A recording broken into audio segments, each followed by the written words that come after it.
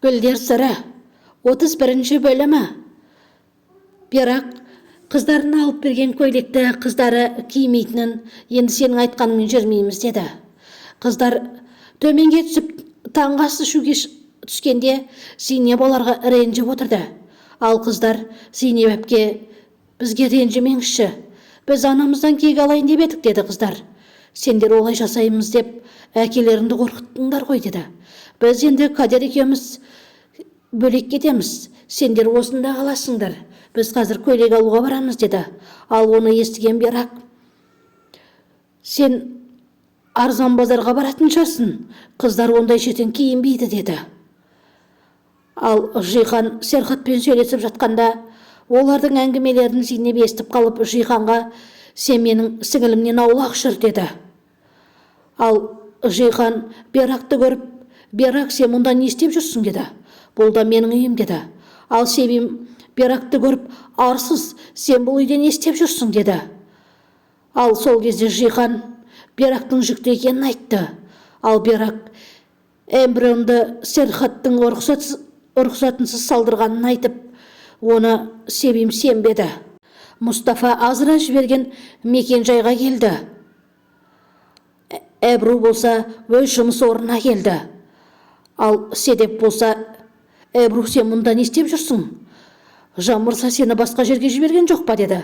Сол кезде Жихан келіп, Әбру ханым қайда жұмыс істегісі келсе де сонда жұмыс істейді. Сіздер араласпаңыздар деп бәрін орнына қойды.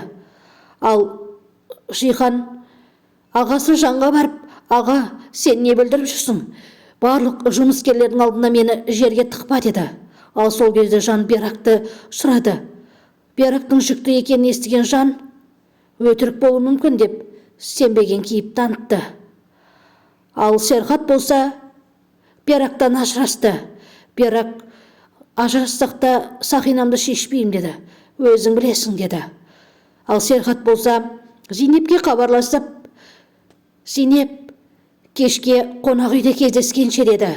Бір қуанышты күйде. Ал Себимнің Илки мен Қайелдің денеке сараптамаларын қорытындысын күтіп отқанын естіген Азра, апа, оны енді қағаз келе сала жыртып тастаңыз, Серхат білсе өлтіреді ғой деді. Ал Берақ болса Тибетке келді. Оны көрген Тибет шошып кетті. Серхат сенің артынан аңдып жүрген болар. Сен мұнда не істеп жүрсің деді.